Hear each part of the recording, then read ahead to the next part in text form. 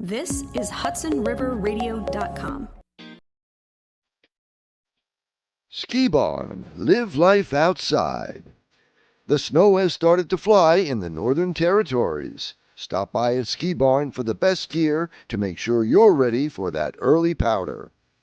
Now's the time to head to Ski Barn for your seasonal rental gear. Choose from a full line of name brand ski and snowboarding equipment. The Ski Barn family has been gearing up generations of skiers and snowboarders for 50 plus years. Hurry into Ski Barn now for a great selection of holiday gifts from leading brands in winter fashion and quality gear. And Ski Barn gift cards are always sure to please. Ski Barn in Paramus, Wayne, Lawrenceville, and Shrewsbury.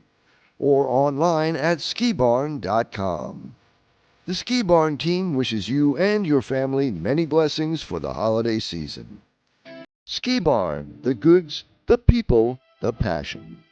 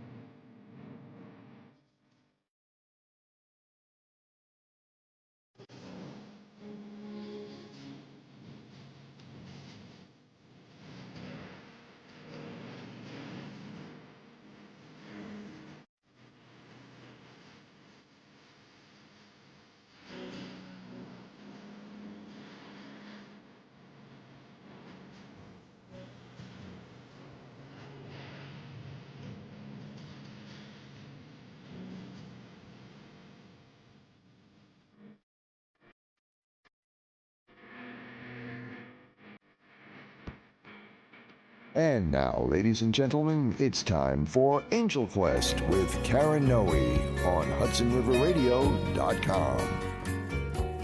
Hello, everybody. Welcome to the Angel Quest Show. I'm Karen Noe, author of We Consciousness and Your Life After Their Death. I'd like to welcome back Garnet Schulhauser, who is a returning guest on the Angel Quest Show. Garnet is a lawyer who practiced corporate law for over 30 years with 2 blue-chip law firms in Calgary until he retired in 2008. Since then, he has published 5 books: Dancing on a Stamp, Dancing Forever with Spirit, Dance of Heavenly Bliss, Dance of Eternal Rapture, and Dancing with Angels in Heaven.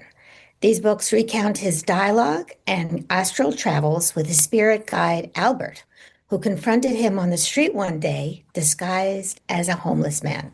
I'd love to hear all about it, and I've heard about it before, but it never gets old. Welcome back, Garnet. Well, thank you for having me again, Karen. I'm delighted to be back. Thanks so much for joining us. You're always amazing. So here we go. You ready? Yep. Okay.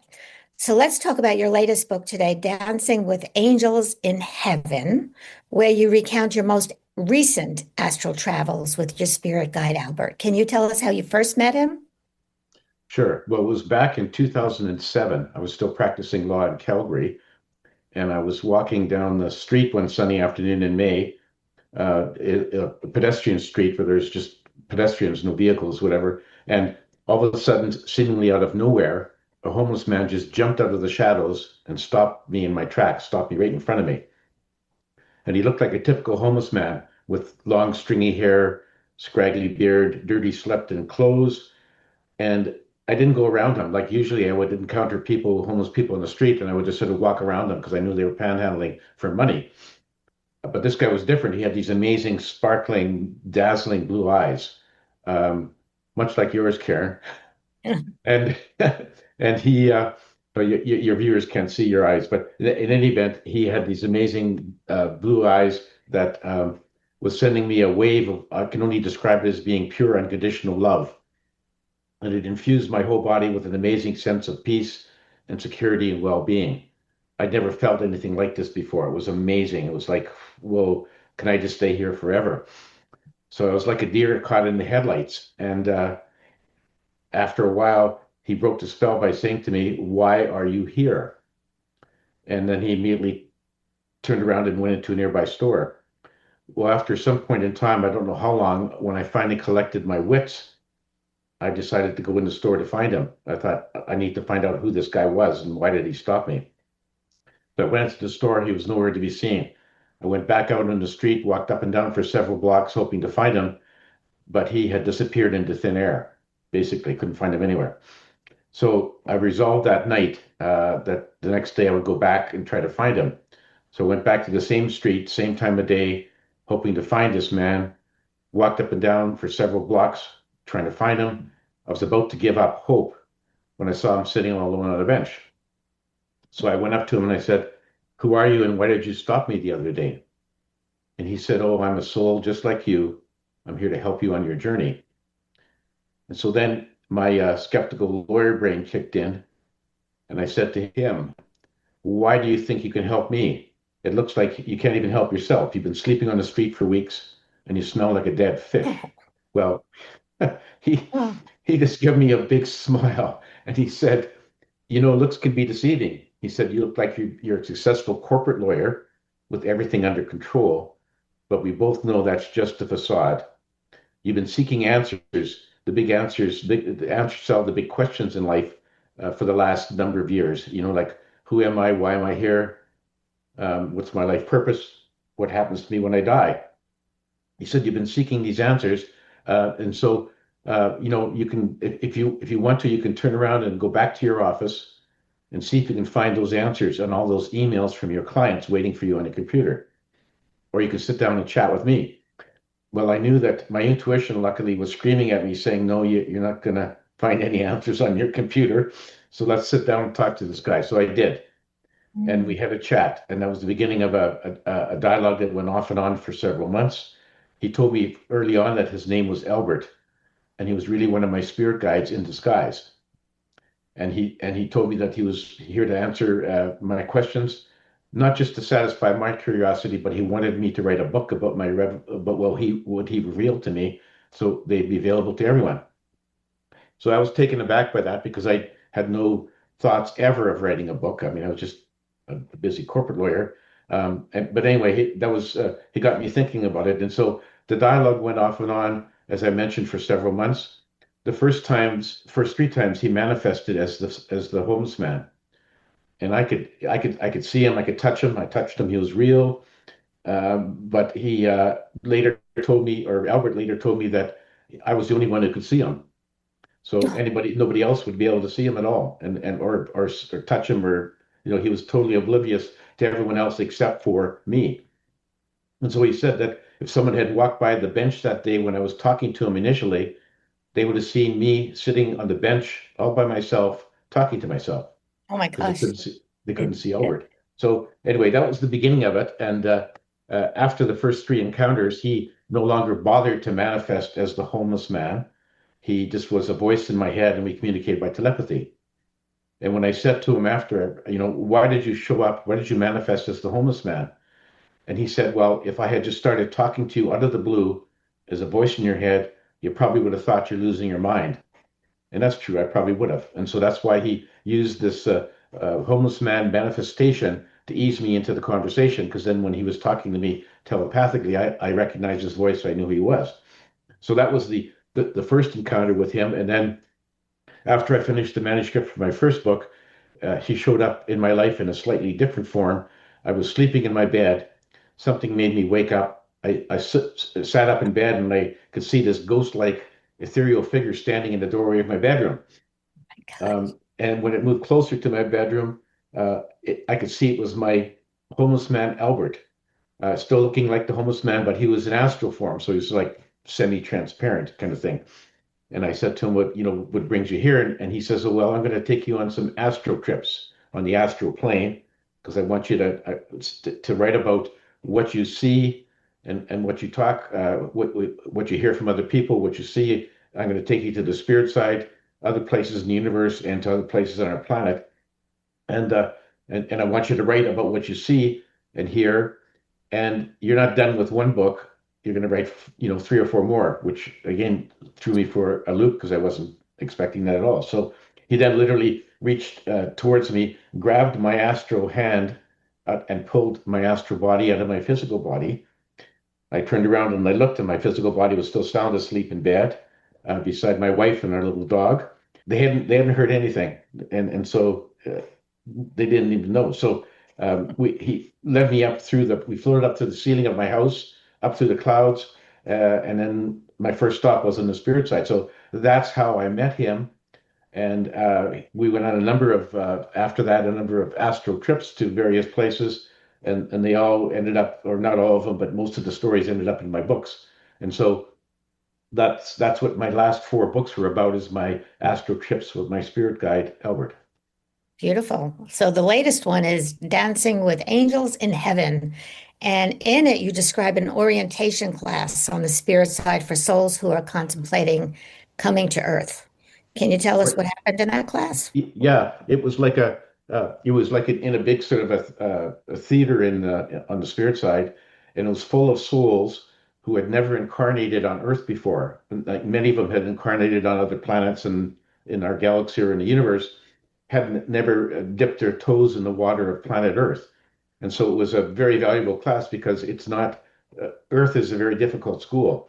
And so for a soul who's not familiar with what goes on planet Earth, it was a good sort of education for them to understand what happens on planet Earth and the cycle of reincarnation there. And so it was a class given by my spirit guide Albert and Sophia, who is the chair of the Council of Wise Ones. The Council of Wise Ones is this a committee of very advanced souls who have incarnated on planet Earth before. They're very wise, and they oversee all the incarnations on our planet. And so she's the chair of that committee. So she was one of the ones giving the talk, the lecture to these souls. And so it was very quite interesting. And it was really a question of, for me, I had heard a lot of these things before from Albert here and there during my travels. This was sort of a really nice summation about all the things that in our universe, about planet Earth, about the cycle of reincarnation, and about the destiny and role of souls in that whole scheme of things. And so it was really a nice summation for me, and it was obviously very invaluable to the souls who were thinking about incarnating on planet Earth, because it gave them a good basis. And the funny thing was, when at the opening of the lecture, Sophia said, do you want to know my first advice for you if you're thinking of incarnating on planet Earth? She says, run like hell and get out of here. Yeah, that's exactly what I would say too. Well, yeah, and it's like, Well, what? Yeah. Do we realize what we're getting into before we're coming here on Earth? well, yeah, you do, because I presume that everyone has goes to this orientation class, although Right. maybe some people skip that. But so we know what we're getting into. So Yeah. we chose our lives on planet Earth. It wasn't by accident. It wasn't Yeah. God or the source or the universe saying, okay, you're going into this life and you have no choice. It's like our total choice, and we do know what we're getting into. And we know that because before we incarnate, we prepare a life plan. Some people call it life soul contracts, whatever. So in the life plan, we set out where we want to be born, like which country, what language will we learn, what our names will be. I mean, everyone thinks that our mom picked our names, but not really, because our moms were getting the strong telepathic messages from us before we're born about what we want our name to be. So we pick our name, Yeah. we pick the identity of our parents, our siblings, our grandmas and grandpas and aunts and uncles and friends and so on. So we pick all that. That sets us up, and we pick it very deliberately. I mean, if you want to, there's a big difference between choosing a life into a poor family in, say, Calcutta, India, versus a life as somebody in, say, America. I mean, there's a big difference in terms of what you're going to get into. So you know that beforehand. And so people would say, why would you choose to be born as a blind beggar in India? Yeah. Doesn't Yeah. seem to make any sense, but it does to them on the other side before they choose it. Right. They And see, and, yeah, and they so, and see what so they it's need a, to it's a learn. so we do know what we're getting into, but our life plan doesn't determine everything in our lives. Our lives are not etched in stone. Once we're born, we forget we have a life plan and we have free will. And so we don't remember why we came here. We don't remember what we're supposed to be doing. And so we're kind of floundering around Oh, that blindly. really stinks. That doesn't it? I wish we could remember. I really could. I Yeah, really would.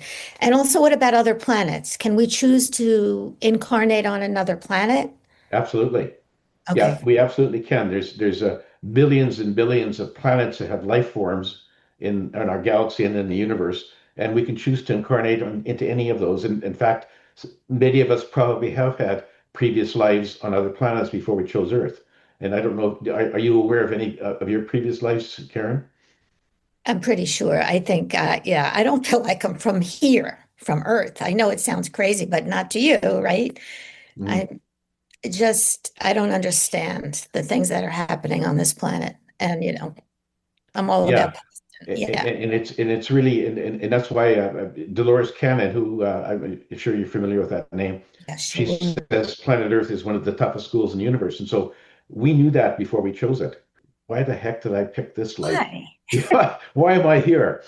But it Exactly. made sense to you before you incarnated, and it will make sense to you when your physical body dies and your soul goes back to the spirit side. Then you'll understand, why did I choose this? Why did I pick my life plan? Why did I put things in there? What was I hoping to experience? It'll all come back to you. Right now, you forget it.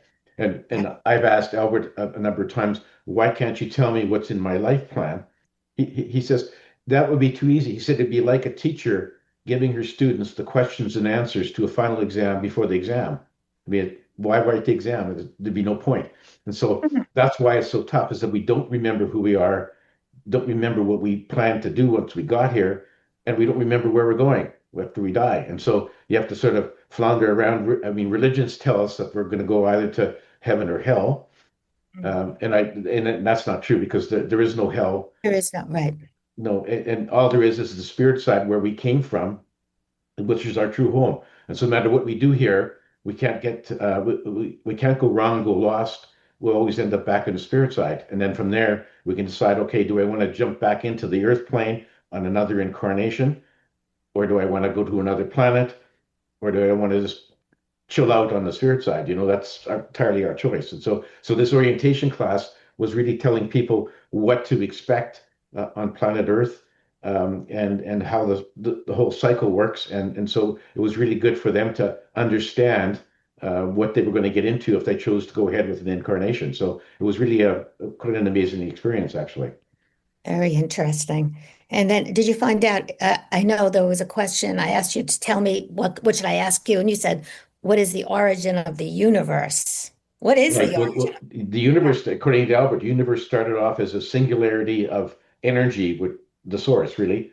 The Okay. source decided to expand and to explore this vast web of nothingness that was around it, in the universe. And so it basically exploded, filling up the vacant space, which some of the scientists call the Big Bang. Okay, so that's where it started from. And then souls are really were spun out from the source as basically individual aspects of the source. So we are all individual aspects of the source. We're intimately connected to the source and to each other, even though we don't realize that. But with that, so that's how we originated. And then the other interesting thing is that the source programmed the first universe to, at random times, to divide, just like a human cell would divide into two, mitosis.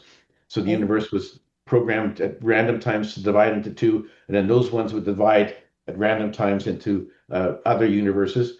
And so that's why we have a number of very many parallel universes because of this division. And so that's how the universe originated, and it was from the source, and the universe is still expanding, it's still dividing. And he says there's really no end to it, which is hard for us to understand. Infinity is a I term know. which is really difficult for us to understand, but it'll just go on forever, just like we do. We don't die, Right. we go on forever. Exactly. Right. And can you tell us what you received from Jesus? Yes. Jesus, and I had a number of conversations with Jesus on the spirit side before this orientation class, but then Jesus showed up to give a bit of a blurb at this class. He basically said that, yes, he was a real person on planet Earth. He walked the earth. He was a master soul, very advanced. And the things that the miracles that the Bible, the scriptures described to him, that actually happened. not because the source or God was doing things in the background, but because Jesus was a master soul who could focus his thoughts into very powerful beams of energy. And so he was able to, walk on water, turn water into wine, and do all these other things. That actually happened. He came to Earth at the urging of the Council of Elders, Council of Wise Ones. He came to Earth because they felt that humanity needed to have a little bit of a kick in the pants to get it moving up the spiritual ladder. So that was his goal. He knew why he was here. When he incarnated, he was allowed, because of his special mission, to know who he was and where he was going and what he was supposed to be doing. Okay, he gathered together his disciples to help him with his teachings. He was actually, contrary to what the scriptures say, he was actually married to Really? Mary Magdalene, and they But had it two was children. okay. Yeah, and and that originally was in some of the scriptures, and they were edited out later by church leaders who didn't think it was a good idea to show Jesus as being a married man. They didn't think that was holy enough. So anyway, that was all edited out. But he knew about his crucifixion. He knew that was coming.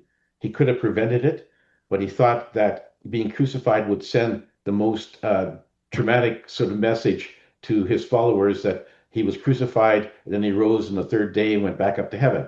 He thought that would be a good starting point for a religion, and he knew that they were going to start a religion after him, but he's a bit sort of mixed feelings. He says the church has done some good things, but they've done some very bad things. And so his agenda, his teachings have been hijacked by religious holy men since the formation of the church. So a lot of those holy men have human agendas, and they sort of tend to ignore or turn a blind eye to his teachings and carry on with their own agenda, And so the Catholic Church has done, I mean, they've caused a lot of violence over the years. The Crusades, the Spanish Inquisitions, and all those things. Those horrible crimes were all done in the name of Jesus, in the name of religion, which he did not advocate. He said, you can look at what I've taught. I've never said it's okay to murder people, women and children, torture people because they aren't following, all those horrible things that the Catholic Church did. Now the church is much better than they are now, or than they were back then. But they still carry on with the teachings of heaven, hell, and you got to follow the rules of the church and that sort of thing. And they're still doing that. So he was a bit dismayed at that, but happy that they had done some good things. And he just said, I knew they were going to start a religion, but because they're humans, I didn't know how it would turn out. And so it is what it is. Yeah, interesting. We have to take a short break, but we'll be right back. And when we get back, I'd like to ask you about the guardian angels. Okay. All right, we'll be right back. This is HudsonRiverRadio.com. Ski Barn, live life outside. The snow has started to fly in the Northern Territories. Stop by at Ski Barn for the best gear to make sure you're ready for that early powder. Now's the time to head to Ski Barn for your seasonal rental gear. Choose from a full line of name brand ski and snowboarding equipment. The Ski Barn family has been gearing up generations of skiers and snowboarders for 50+ years. Hurry into Ski Barn now for a great selection of holiday gifts from leading brands in winter fashion and quality gear. And Ski Barn gift cards are always sure to please. Ski Barn in Paramus, Wayne, Lawrenceville, and Shrewsbury, or online at skibarn.com. The Ski Barn team wishes you and your family many blessings for the holiday season. Ski Barn, the goods, the people, the passion. This is HudsonRiverRadio.com. This is HudsonRiverRadio.com. HudsonRiverRadio.com. Okay, welcome back to the Angel Quest show. I have Garnet Schulhauser with me. We're talking about his book, Dancing with Angels in Heaven. And during the break, I asked him, well, what did Jesus look like? Well, he looked like sort of an ordinary kind of man. He had sort of like medium brown hair down to just touching his shoulders. and he had a beard, and he was very, very serene, very humble. Not he didn't exalt himself at all. And he basically, said that. Why he had come, and I mentioned this before, why he'd come to Earth was to help humanity, and that was his goal. And he was happy with some of the things the church had done, unhappy with other things, but he just said, well, that's life with humans on Earth, and they can't predict anything. So he was very, very, very amazing guy. He was kind of the person that if you didn't know who he was, and he sat down on the bench beside you, you'd immediately like him. He was just that kind of a person. They exuded that sort of personality. But yeah, it was really quite amazing.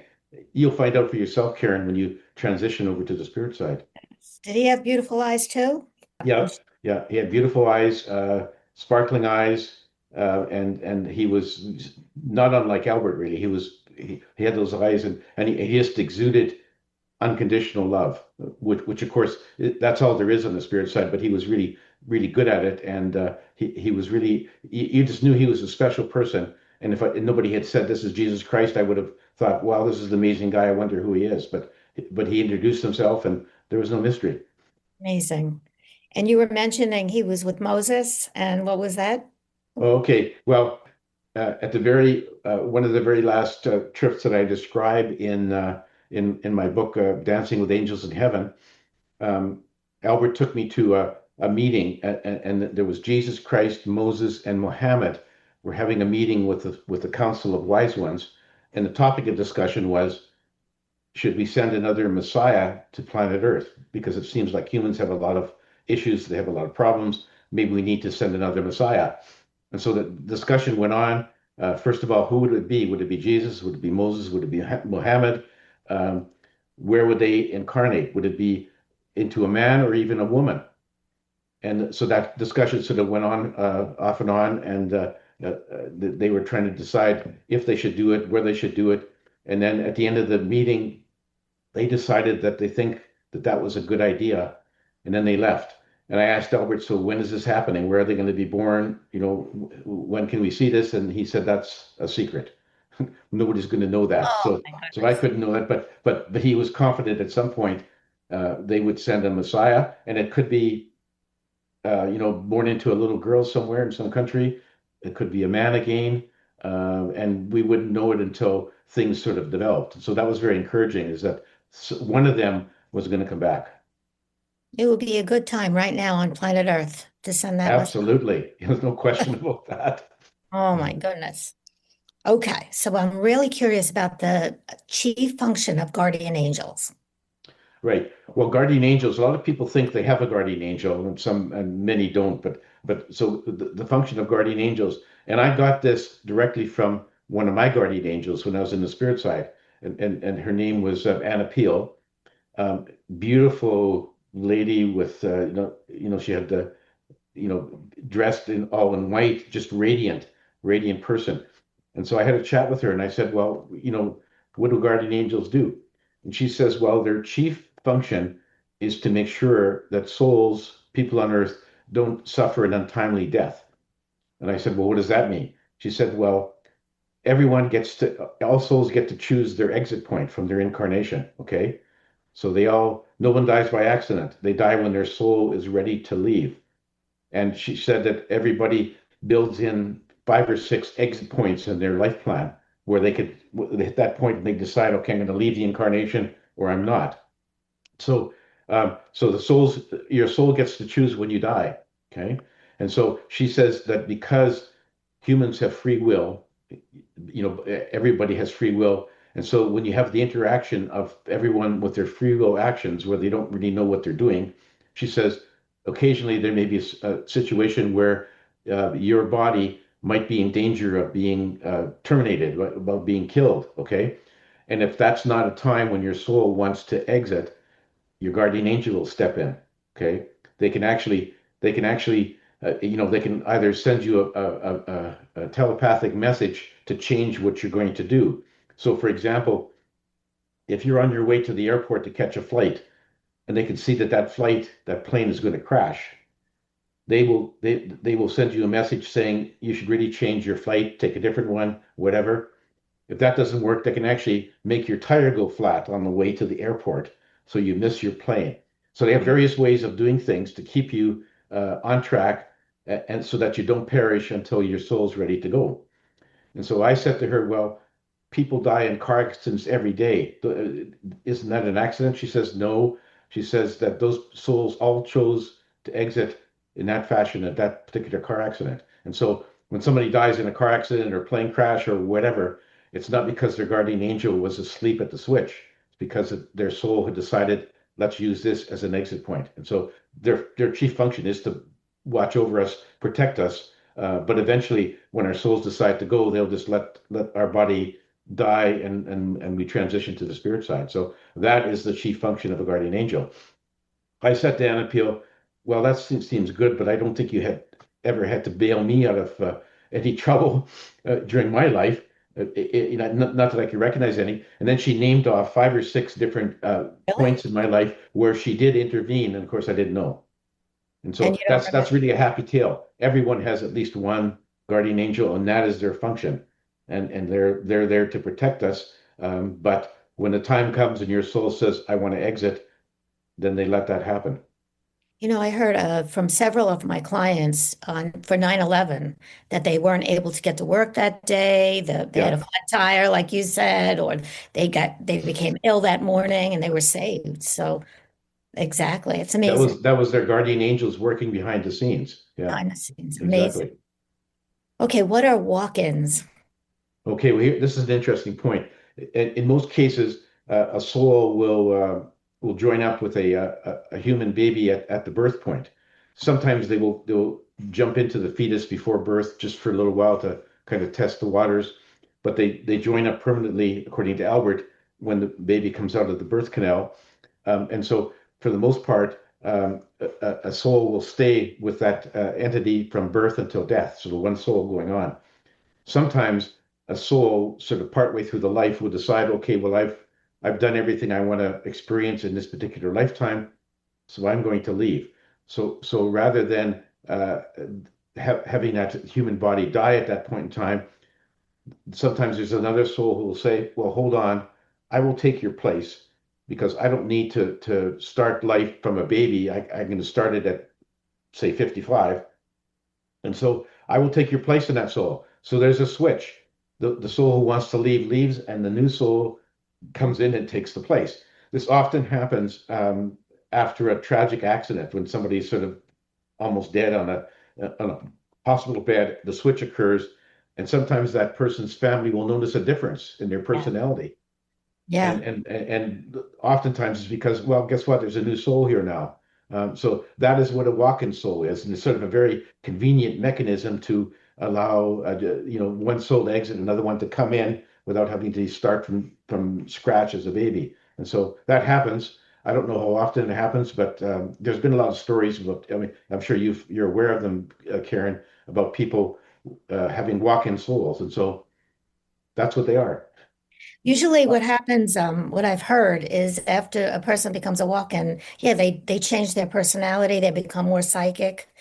It's usually they have a mission and they don't want to Mhm. wait, like going into a baby, right? That's right. They have a mission. They want to start from a running start rather than Yeah. from crawling. And so that's a very convenient way for them to do it. And yeah, and often they have a different mission than maybe the first soul did. Mhm. And so that's what happens. Are you a walking soul, Karen? I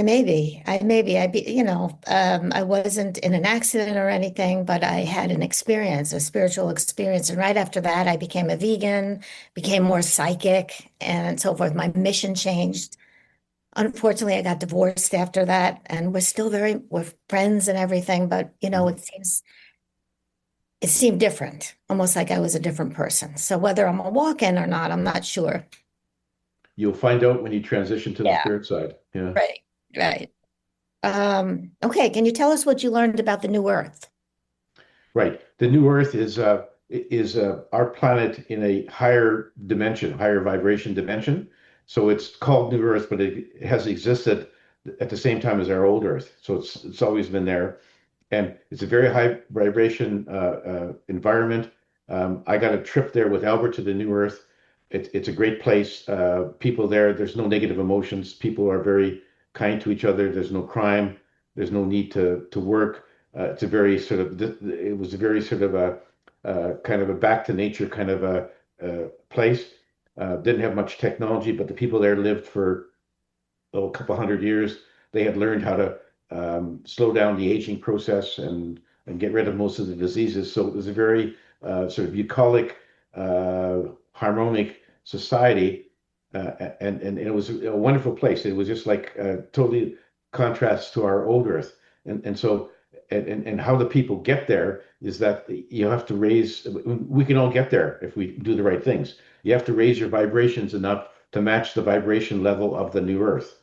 Okay, and how do you raise your vibrations? By fully embracing love, compassion, and forgiveness, and discarding your negative emotions. And so that's easy enough to say, not so easy to do.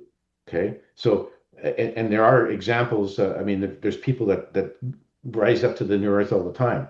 I had he introduced me to one lady on the spirit side who had actually risen up to the new earth, and she was a lady living with her husband and two young children. I think it was in Washington State. Life was really good for her. And then one day, a drunk driver T-boned her husband and kids at an intersection and killed them all. And she was just obviously just totally filled with grief. She didn't know what to do. And then she was filled with anger about why did God let this happen? And so she was spiraling down into a death spiral, basically contemplating suicide. And one of her friends said, well, why don't you go to an ashram in India where they teach you meditation and maybe that'll help you. So she thought, what have I got to lose? So she went to this ashram in India, started to learn meditation. It took a while, but she got onto it. Eventually, she learned to forgive the driver who killed her family. Then she learned to forgive God for letting this happen. And she got really deep into meditation. And then one day she was in the garden of this ashram in deep meditation. And when she opened her eyes and woke up, she was in the new earth. She had just risen up. Oh, And so, so that can happen. It's not easy to do, but it does happen, and it's just it's some place we should all aspire to go to. So the new Earth is not the spirit side; it's still on the physical plane, but it's a much better place than planet Earth. And you know, we just need to all bear down and try to get there. And that's, as I said, that's not easy to do, easy to say, but you can't do it very easily. exactly. Exactly. So we have to take another break, but we will be right back. This is HudsonRiverRadio.com. This is HudsonRiverRadio.com. HudsonRiverRadio.com. Welcome back to the Angel Quest Show. I'm here with Garnet Schulhauser, and I would love to ask you, Garnet, are there parallel universes? Yes, absolutely they are. And it goes back to what I mentioned earlier in the show about how the universe was programmed to split into two at various random times, and it's been doing that since the beginning of time. So every time the universe splits, you get two identical universes that are initially absolutely identical. Then over time, because of the interaction of energy and matter and life form interaction, they start to change. And the further you get out from the split, the more likely they are to be different. And so, as Albert explained to me, Earth is in a number of parallel universes. In one of them, he said that the planet Earth, the asteroid that hit Earth and destroyed all the dinosaurs, missed the Earth by a whisker, and the dinosaurs are still the dominant species of that Earth. Okay, Really? so there's all kinds of different situations, and so he took me to see two different parallel universes that Earth exists in. Okay, in the first one, we went and it was New York City, Manhattan, and he took me to the lower end of Manhattan, and the World Trade Towers were still standing. Really? And I said, "Well, what year is this?" And he said, "Well, it was current year. It was like well after 9/11." And I said, "Well, what happened?" He said, "Well, the reason for this was that because of a quirk in the history of that planet, there was no Islam ever. And that's because Muhammad died at an early age before he actually created the religion. So there was no Islam anywhere on that planet, no Islamic terrorists, and as a result of that, 9/11 didn't happen. And so in that universe, the World Trade Towers are still standing. Okay. That's Then he interesting. took me up island to Harlem, and I'm dropping down, standing on the street, and I'm watching people go by. There's hardly any black people. And I said, well, what's going on? He said, well, another quirk in the history of that planet was that way back before the slave trade, Great Britain banned slavery. The other European countries did as well. And so there was no slave trade from Africa over to America. Okay. And as a result, the percentage of black people in America was like less than 1% as opposed to 13% or something now. So there was no slavery, there was no civil rights movement, none of that was necessary. And so in that parallel universe, two very distinct things were different about planet Earth, which is very quite interesting. He then took me on another one to another planet, and we were hovering over Los Angeles, and I noticed that there wasn't very much smog, and the air is crystal clear. And I said, "Well, what's going on here?" And he said, "Well, what happened in this one was that during COVID, they had a COVID lockdown just like our planet did, and during COVID, they noticed that because not much was going on, that the air, the atmosphere, the water, and everything else was much cleaner because there wasn't much fossil fuel being burned." And so after the COVID was over, the scientists decided, well, we should try to find some way to keep our atmosphere and our planet pollution free. So they actually developed a teleportation mechanism, like Star Trek and Yeah. Beam Me Up Scotty and that sort of thing. Well, they developed one similar to that. And so as a result of that, in this planet, they didn't need to have transport food or goods or people by trucks or trains or airplanes or any of that. If you wanted to go from LA to New York, you walk into a teleportation booth and punch out the right destination, and away you go. And so there was basically no pollution then because everything was done by teleportation. And so it was really quite very hopeful because it made me think that maybe someday our scientists could develop that sort of device. Just not only would it be less pollution, but it would just be so much easier to travel. I don't know about you, but I hate going to airports and security Um, checkpoints and all that sort of thing. It'd be nice just to step into a booth and say, "Bang, I'm off to New York or LA or wherever you want to go." yeah, very cool. So I have a question for you. I don't know if this was in your book or if you found out about this, but what about the grids around the planet? Did you hear anything about that? The Some, grids? yes. No, Did you? please explain what you mean. I don't, everybody, do you know Patricia Cota Robles? She's saying that they're creating grids around the planet and it's going to become like a new Earth here. So I don't know really much about it, but I guess you didn't hear about that I either. didn't hear about that. Yeah. I'm going to have to ask Albert sometime about that, but Yes, let me hopefully know. that's good. If we could convert our old Earth to new Earth, that would be wonderful. Yes, absolutely. What about animals and reincarnation?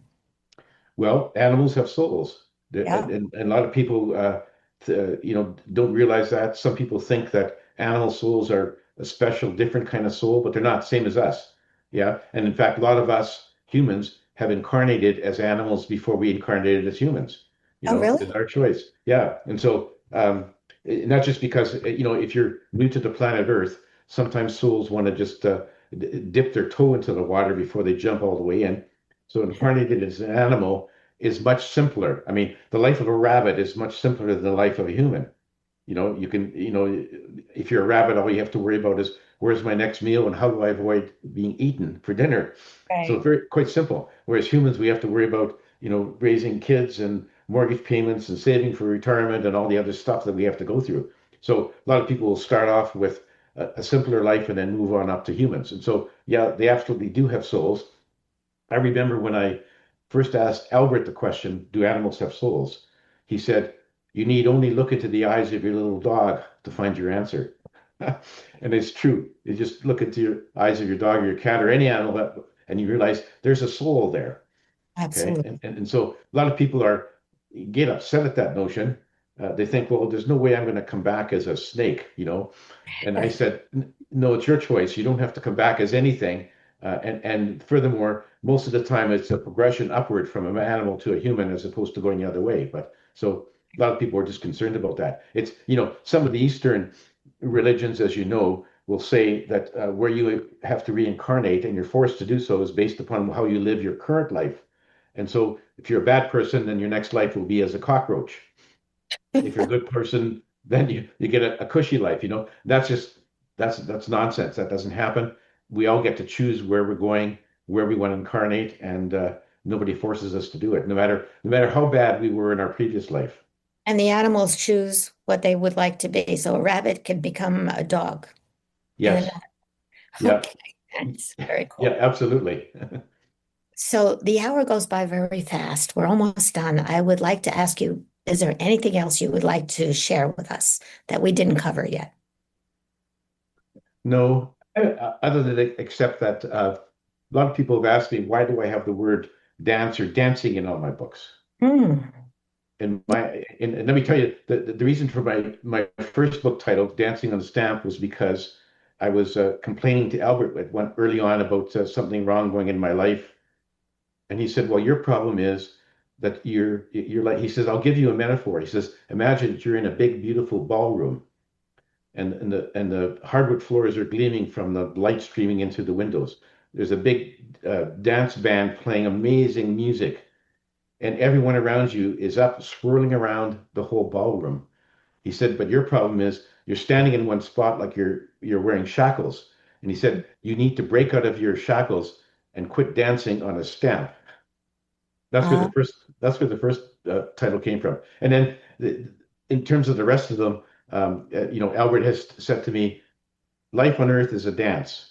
You can choose it to be a dance of joy or a dance of despair. It's up to you, but it really is a dance. that's beautiful. Thank you. You're So, welcome. how can our listeners find you and your books? Do you have a website? Yeah, best place is my website, which is garnetschulhauser.com. If you Google my name, you can get to my website. I have all my books there, excerpts from all the books. I have buy links to all the popular bookstores to buy my books, and I have a YouTube channel there where you can listen to all my previous radio shows that I put the recordings on there. And I think I'm up to like 193 radio shows, podcasts so far. Okay. And my email address is there. If somebody has a comment or a question, I'd love to hear from you. And we're going to be presenting together again. We've done this many years at the Omega Institute next October. So be on the lookout for that as well. I'm not sure. I don't remember the date. Maybe you have the dates in front of you. I think it's October 8 to 10. Okay. And that's I at may the, be wrong, but it's sort of like the second weekend of October, whatever. it's, If they Google Omega, yeah, with our they'll name. find that on there on the site. And it's called Wisdom Beyond the Veil. Yes. And this will be the sixth time for you and I, Karen. Sixth time. Yeah. Yeah. Everybody else has moved around, but we're still there. So that's amazing. I don't know if that is that a good sign or a bad It's sign? a good sign. It's a good sign. Okay. Well, thank you so much for joining us today. As always, it was amazing. Thank you And for having me, and I always enjoy being on your show, Karen. is there going to be another book or no? Yeah, I'm slowly working at it. Wow. I just don't have the same energy I used to have in terms of writing a book. I've got lots of material, it's just a matter of putting it into place. So What is it going to be about? can't say. Haven't Okay. decided that yet. Okay. Sounds awesome. So, all right. So thank you. And I will see you again soon. Tune in again to next month's Angel Quest podcast. While Hudson River Radio is no longer streaming live, you'll still be able to find all the latest Angel Quest shows as well as all the archived shows by clicking on the Angel Quest podcast link on www.hudsonriverradio.com. Also, this and all other Angel Quest shows are offered as Apple Podcasts, Spotify, and most of the other podcast platforms out there, including the one you're listening to now. For more information about me or my books, you could go to my website at KarenNoe.com. That's KarenNoe.com, or follow me on my Facebook or Instagram page at Karen Noe Author. Have an amazing day, and always remember to focus on the beauty and love all around you and spread the love that you are. Angel blessings to you now and always. Bye-bye.